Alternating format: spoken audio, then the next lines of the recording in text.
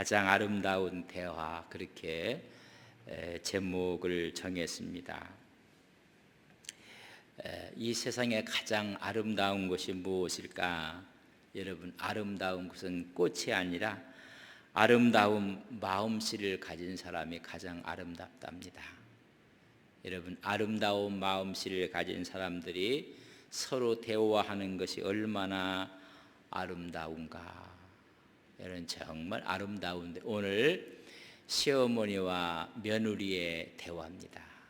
정말 아름다운 대화를 하고 있는 모습을 보게 됩니다. 어머니, 시어머니지만 시자가 빠진 어머니 같고, 여러분, 며느리 같지만은 친딸 같은 그런 아름다운 대화를 미국에서 초등학생들에게 테스트를 하는 간단한 시험을 보게 했는데, 그것이 단어를 맞추는 시험이었습니다. 테스트였는데 여러분도 한번 알아맞혀 보십시오. 첫 글자가 M으로 시작돼요. M으로 시작되는데 그 단어의 의미를 이렇게 썼습니다. M으로 시작하는 단어 중에 상대방을 끌어들이는 성질과 힘을 가진 단어는 무엇일까요? 상대방을 막 끌어당기고 또 끌어당기는 힘을 가진 단어를 M으로 하는 것이 무엇일까요? 우리말로 하면 지읒이로 시작하는 게 뭘까요? 어떤 물건을 끌어다니고 그걸 붙게 하고, 자석. 여러분, 쇠붙이를 다 끌어당겨서 다 붙게 만들잖아요. M으로 시작, 마그네틱. 여러분, 자석을 쓰라고 한 게 정답이에요. 근데 초등학생들이 여러분 85%가 마그네틱이라고 쓴 게 아니라 마더라고 썼어요. 어머니라고 썼어요. 어머니가 아이들 마음을 늘 가슴에 품고 끌어안고, 그래서 선생님이 고민이 생겼어요. 이 단어의 원래는 마그네틱이라고 써야지 답이 맞는데 85%가 mother, 엄마라고 쓴 거예요. 그래서 고민하다가 mother라고 쓴 것도 맞다. 여러분, 이거 실화랍니다. 여러분, 뭔가를 이렇게 매력적으로 끌어당기는 거예요. 명절이 오면 부모들이 살아계시면 괜히 더 고향에 가고 싶고 또 안기고 싶고, 이 어머니의 단어가 그렇게 아름다운 단어라는 이야기죠. 그래서 가장 아름다운 말 1위가 뭐냐면 어머니였어요. 어머니. 그래서 초등학생들이 참 멋지게 쓴 거예요. 자석이라고 쓰지 않고 엄마라고 답을 쓴 거예요. 여러분, 이 엄마와 딸과의 대화처럼 너무나 아름다운 대화가 오늘 나오고 있습니다. 시어머니와 며느리와의 대화인데, 그 시자를 다 빼서 어머니와 딸과 같은 고부간의 갈등이 아니라 사랑의 대화를 볼 수가 있습니다. 이 두 여인의 인생은 뒤틀려진 인생입니다.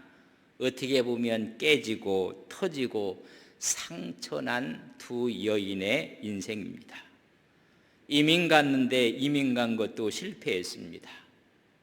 자녀를 결혼시켰는데 사실 아들이 죽고 며느리만 남게 됐어요. 그러니까 결혼도 실패한 것입니다.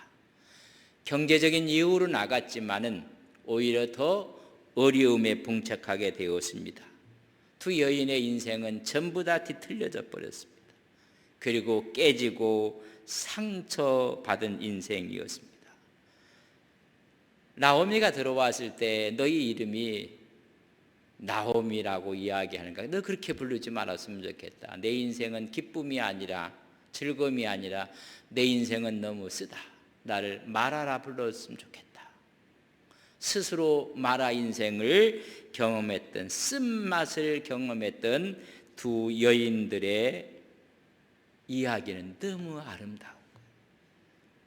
외형적인 모든 것은 다 깨어졌지만은 두 사람과의 관계는 너무나 아름다워요. 그래서 그의 신앙이 아름답고 서로가 배려하고 서로 사랑하고 이런 것이 너무 아름다운 모습을 보게 됩니다. 10년 만에 베들레헴을 떠났다가 10년 만에 다시 고향으로 귀향을 하게 되었습니다. 귀향하는 간 여러분 전부 다 조롱거리였습니다. 가십거리였었고 그의 문중에 있는 사람들도 10년 전에 의기양양하게 나갔더니 완전히 상거지가 돼서 돌아온 거예요. 가정도 깨지고 다 깨져서 돌아오고 말았습니다.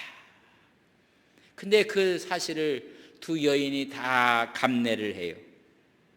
그걸 다 수용을 하고 그걸 받아들이고 거기서부터 한 걸음 한 걸음 시작하는 모습 우리에게 보여줘요. 돌아올 때가 보리 추수 때였다 이야기했습니다. 그래서 시어머니에게 하는 말, 우리가 먹고 살아야 되지 않겠습니까? 제가 이삭을 주우러 가겠습니다. 어머니를 위해서 헌신하는 며느리의 모습을 바라보고 한 번도 이런 일을 해보지 못했던 이방 여인이 얼마나 또 선민의식에 강했던 베들레헴 사람들이었는지, 그 사이에서 이삭을 줍는다는 것은 여러분 쉬운 일은 아닙니다. 저 여인이 모압에서 온 여인인데 남편이 죽었대. 지난번에 지 시아버지 되는 사람이 10년 전에 떠났는데 시아버지도 죽었대.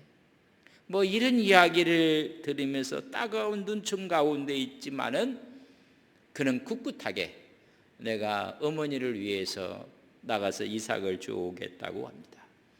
근데 이삭을 주우러 왔던 그 밭이 우연히 보아스의 밭이었다고 했습니다. 마침 또 보아스는 그때 자기 밭에 나와 보게 됩니다. 그래서 두 사람이 만나게 됩니다. 제가 지난주에 말씀을 드렸어요. 우연을 가장한 하나님의 섭리였다. 우리는 다 우연이란, 마침 호련히 다 우연 같은데 하나님의 고도의 섭리가 있는 거예요.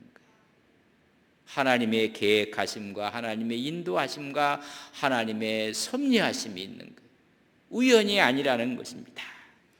드디어 이제 이삭 죽기를 하게 되었고, 그때 보아스를 만나서 보아스가 극진하게 배려를 하고 그에게 물도 주고 음식도 주고, 음식도 남은 거 싸갖고 가서 시어머니 드리라고 또 음식까지 또 줬던 모습을 보게 됩니다.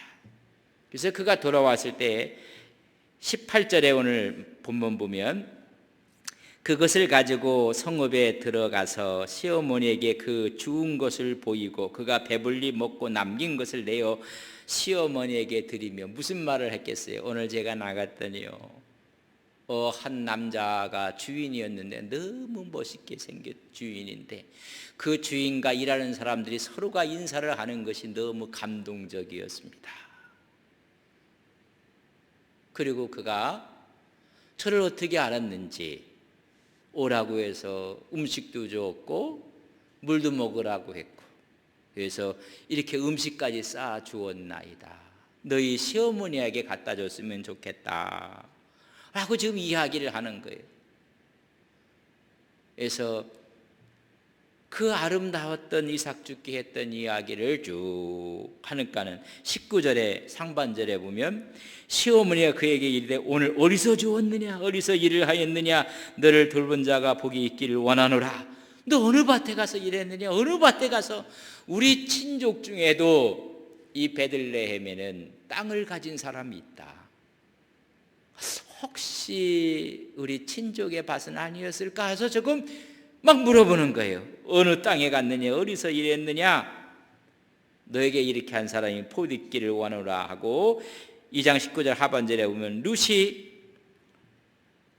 누구에게서 일했는지를 시어머니에게 알게 하여 이르되 오늘 일하게 한 사람의 이름은 누구라? 보아스니라 하는지라. 이런 보아스가 누구라고요? 여러분, 나오미의 친족이라. 나오미의 여러분 친족 중에 하나가 보아스인데 보아스는 유력한 사람이라 그 말은 돈이 많고 존경받는 갑부가 하나 있었는데 그게 보아스였다고 이야기를 해주고 있습니다. 세상에 이런 일이 있을 수가 있을까 그런 얘기입니다. 그래서 우리 친정 그가 복받기를 원하노라 하면서 이렇게 이야기 20절에 보면 나오미가 자기 며느리에게 이르되 그가 여호와로부터 복받기를 원하노라 축복한 다음에 그가 살아있는 자가 누구예요? 나오미랑 나오미의 며느리 여러분 룻가 또 죽은 자는 누구예요? 자기 남편이 죽고 두 아들이 죽었는데 10년 전에 떠나기 전에도 늘 우리를 가까이 했던 친족이라는 뜻을 읽겠어요. 살아있는 자 죽은 자에게 은혜 베풀기를 그치지 아니하도다 하고 나오미가 또 그에게 이르되 그 사람은 우리와 가까우니 우리 기업물을 짜 중에 하나니라. 우리의 기업물을 짜라는 이야기가 나오게 됩니다. 이게 지금 고엘 제도예요. 고엘 제도. 이런 얘기예요. 한 친지가 빚이 많았어요. 그래서 감당할 수가 없어서 자기 밭을 팔았어요. 소유했던 토지를 팔아서 그래서 갖고 있는 토지를 잃어버리고 말았어요. 그런 가까운 친족이 대신 그 돈을 주고 사갖고 자기 친족에게 주는 제도예요. 이런 걸 우리는 고엘 제도라고 합니다. 또 하나는 결혼한 가까운 친지가 있는데 아무도 없어.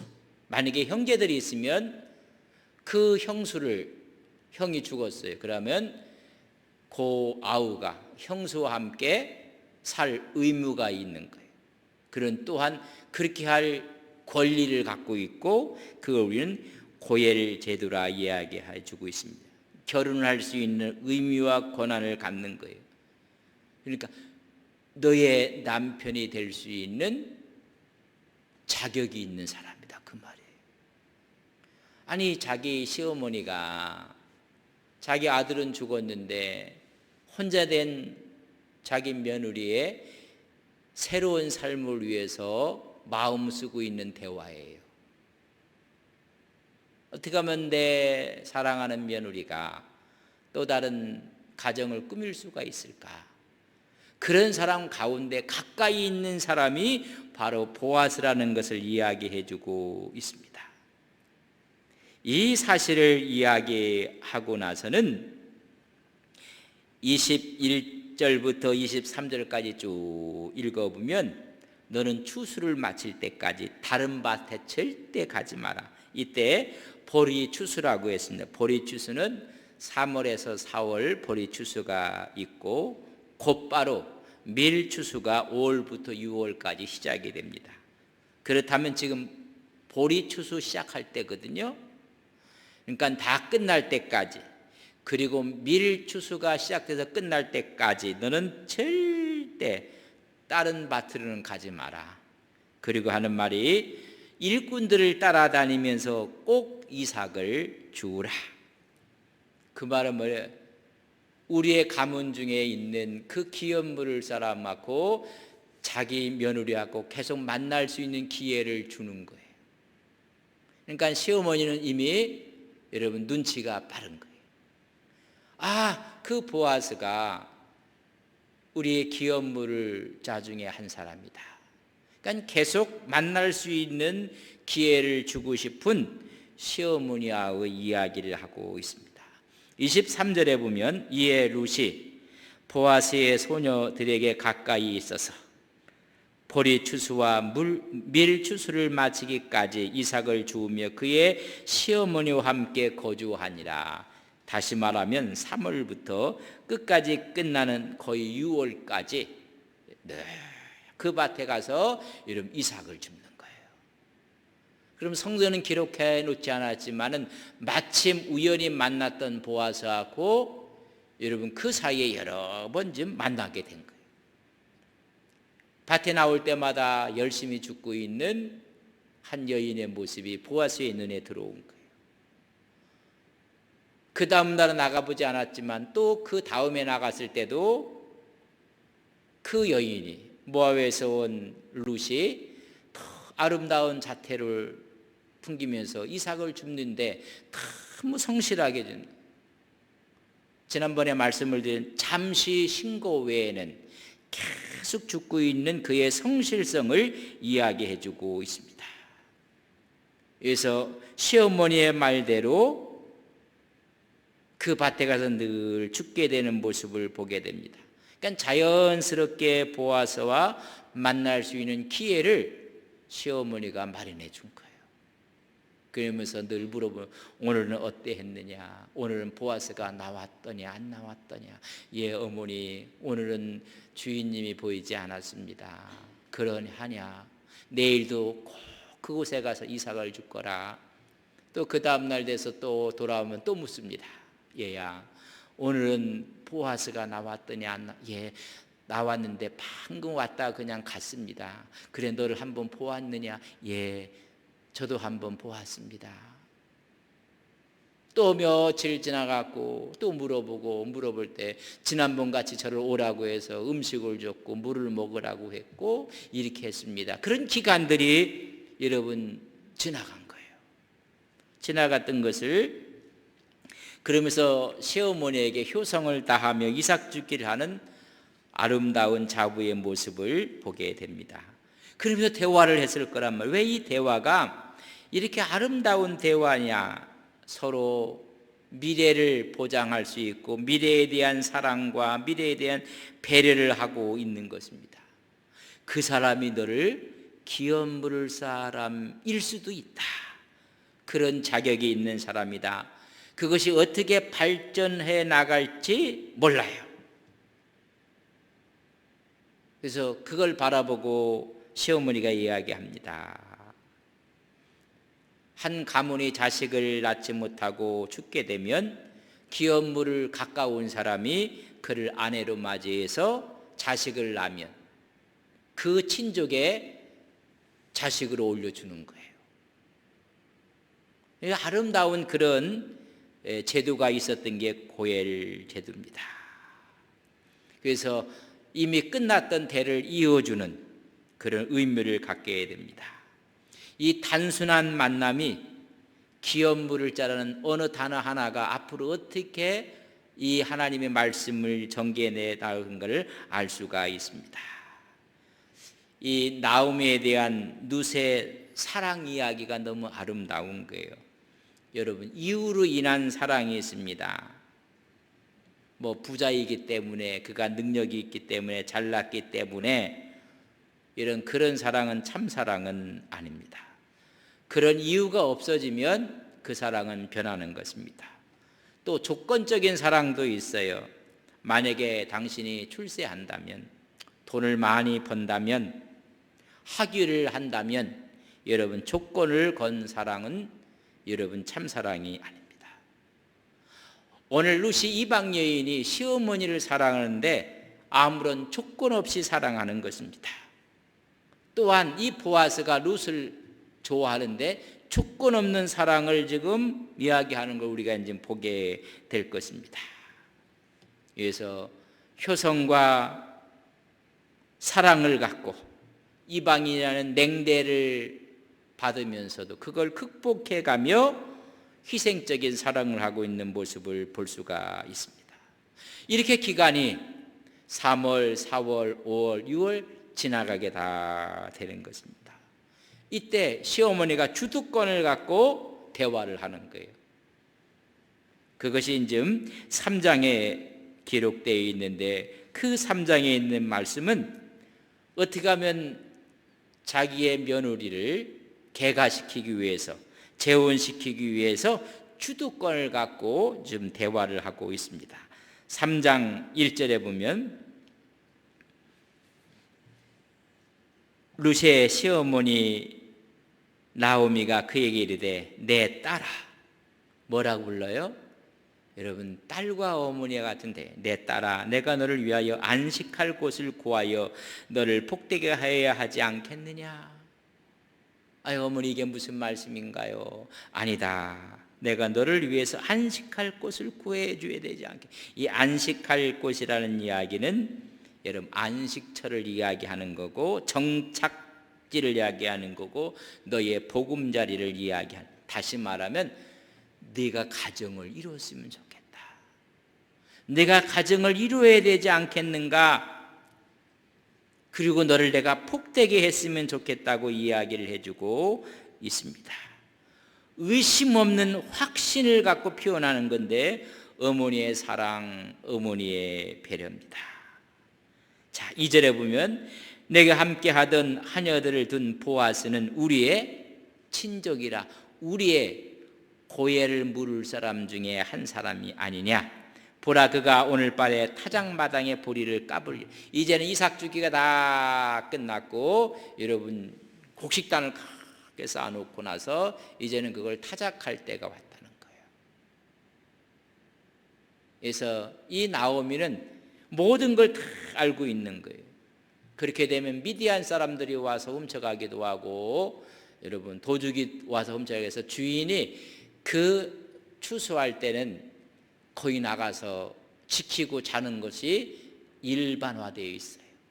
그렇다면 보아스가 나와서 그곳에 있게 될 것이다.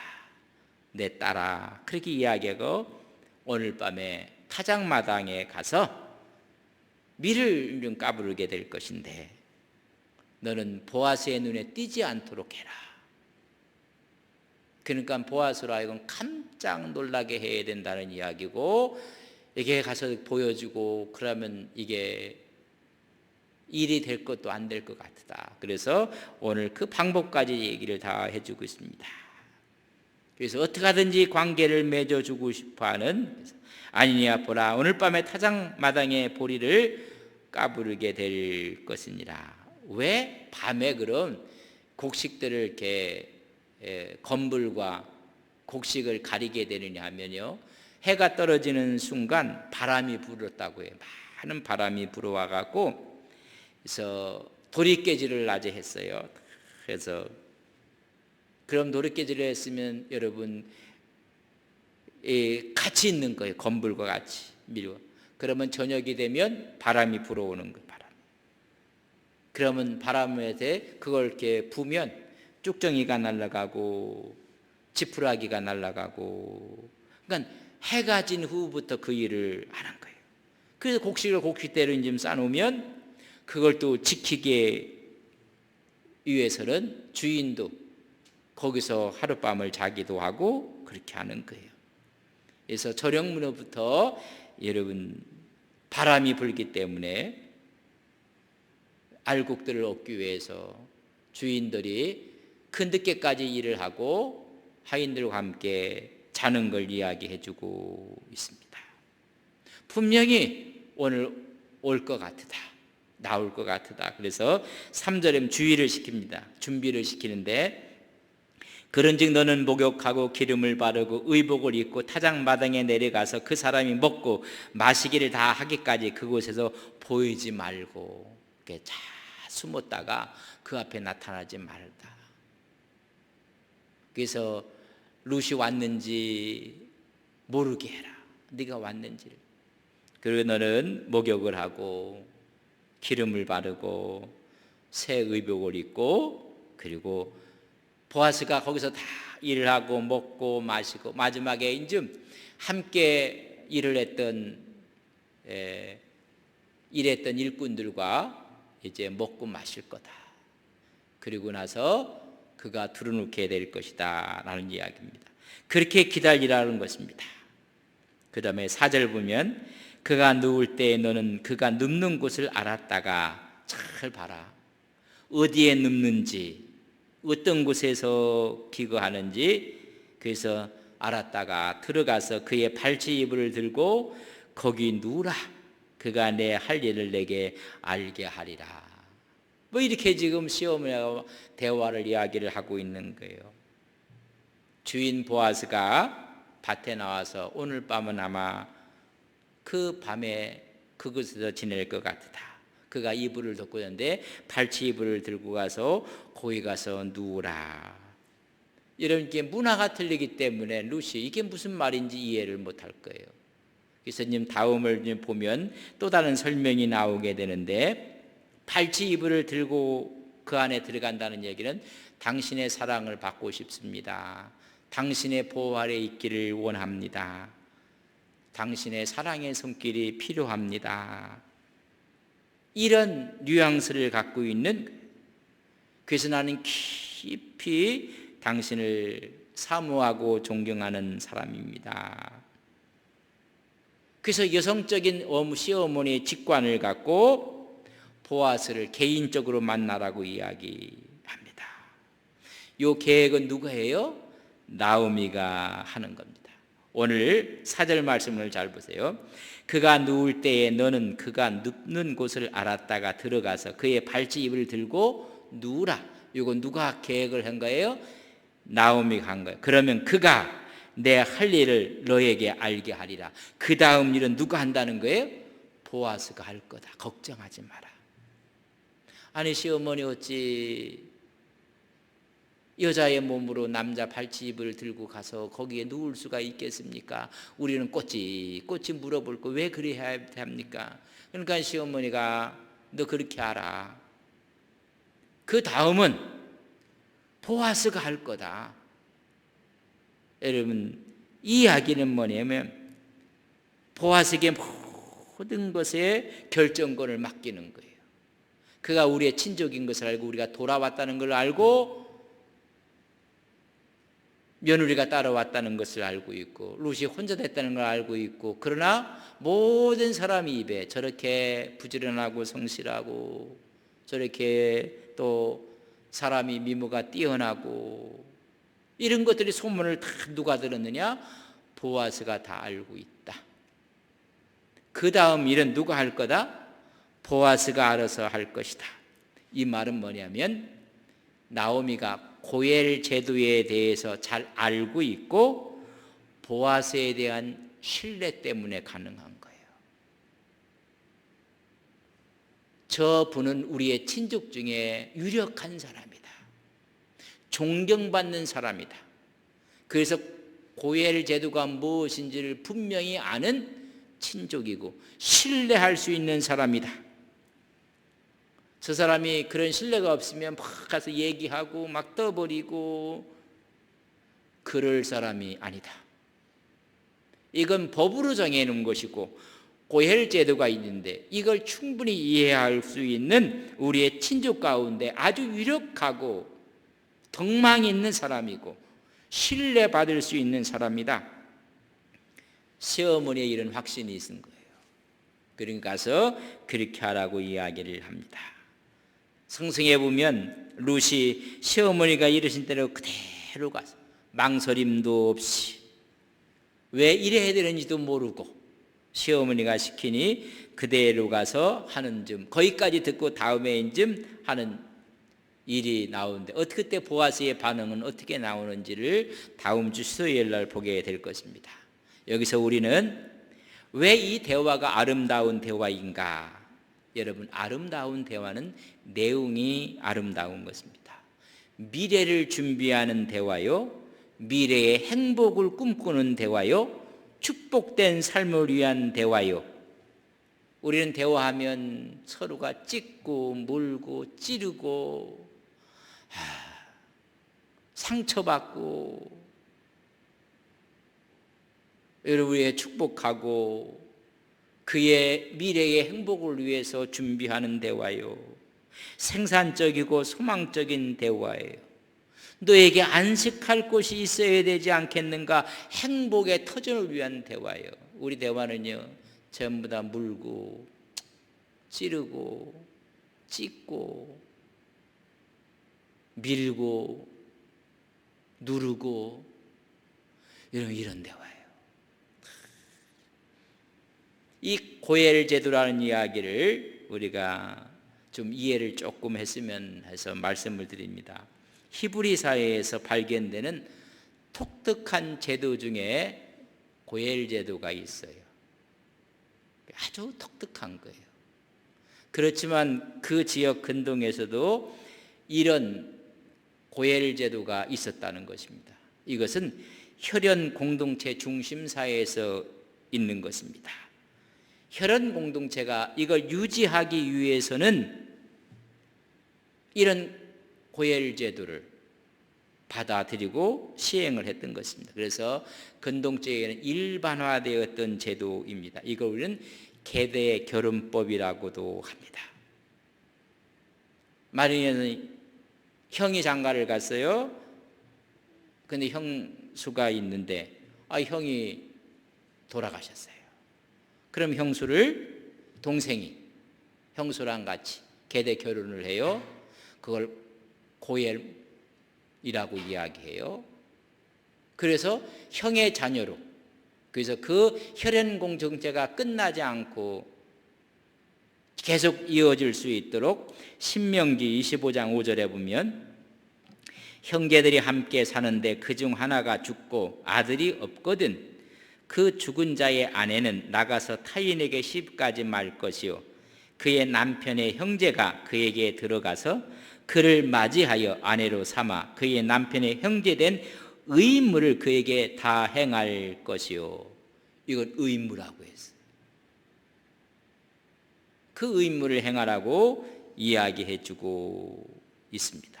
만약에 그 형제가 나 이거 안 하겠다, 의무를 내가 하지 않겠다, 그러면 성읍 장로들을 불러오라고 했어요.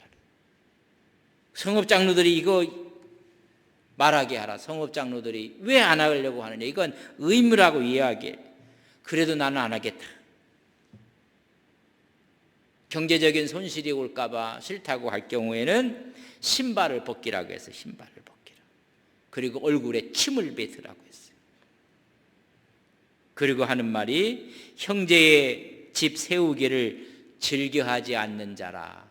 형제의 집을 세우는 길을 즐겨하지 않는 사람이라고 해서 신발을 벗기고 얼굴에 침을 뱉고, 그래서 벗김을 받는 집이라.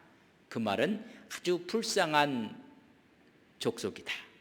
별 볼 일 없는 가문이다. 수치와 오명을 갖게 되게 하는 것입니다. 신명기 25에 쭉 나오는 이야기에, 그래서 개인보다는 가문을, 다시 말하면 혈연 공동체 사이에서 나타난 것입니다. 그래서 고엘이라는 것은 친족이라는 뜻이에요. 친족, 가까운 친족. 그래서 친족이 구속하다라는 뜻을 갖고 있어요. 그래서 오히려 권리고 의무라고 합니다.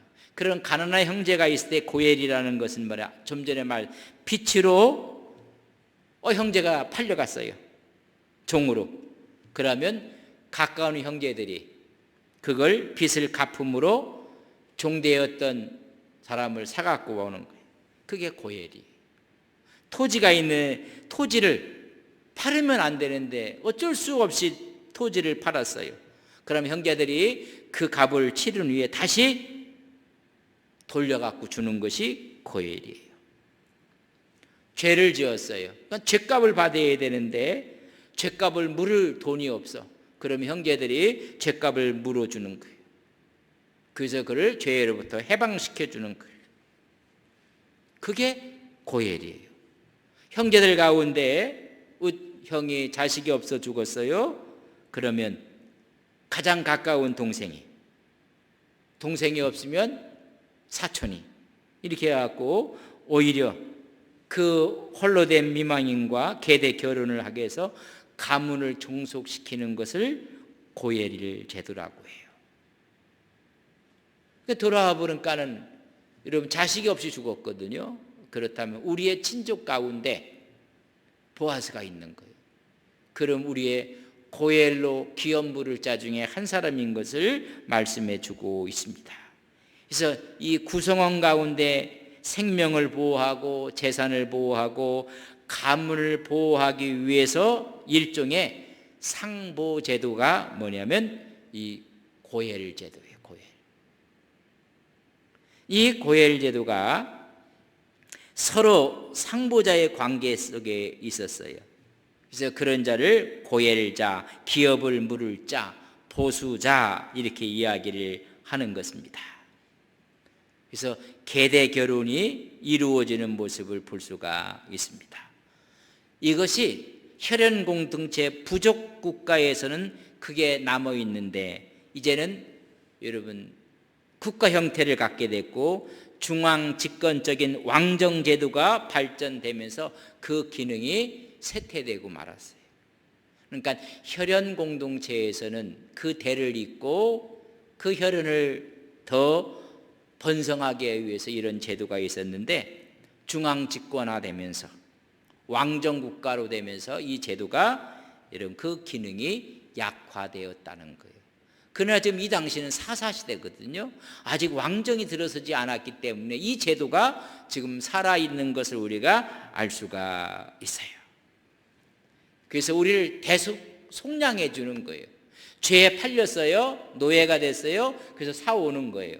진정한 우리의 고엘은 누구냐면 하나님이세요. 우리의 진정한 고엘은 예수 그리스도입니다. 죄에 팔렸던 우리를 주님께서 핏값 주시고 십자가상에서 대속하신 거예요. 이걸 우리가 보는 거예요. 우리 영원히 죄의 종이었는데 주님이 십자가에 죽으심으로 그 대속의 핏값으로 우리를 마귀의 권세에서 사갖고 와서 우리는 자유자로 만들어 주신 거예요.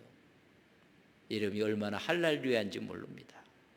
마귀의 종이었는데 우리 주님께서 우리의 영원한 고엘 되셔서 십자가에서 대속의 죽음을 하시고 우리를 사단의 종에서 우리를 해방시켜 주셨다는 것입니다. 갈라디아 1장 4절에 보면 그리스도께서 하나님 그 우리 아버지의 뜻을 따라 이 악한 세대에서 우리를 건지시려고 우리 죄를 대속하기 위하여 자기 몸을 주셨느니라. 이제는 우리 사단이 우리를 건들지 못해요. 악의 권세가 우리를 잡아갈 수가 없어요. 이미 주님께서 우리를 고엘 물으셨어요. 핏값으로 우리를 사셨다는 것입니다.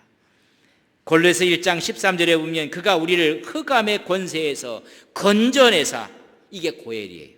건져내사 그의 사랑의 아들이 나라로 옮기셨느니라. 이런 완전히 우리를 사갖고 기업 부른다는 이야기가 그런 뜻이에요. 우리 영원한 고엘은 예수 그리스도예요.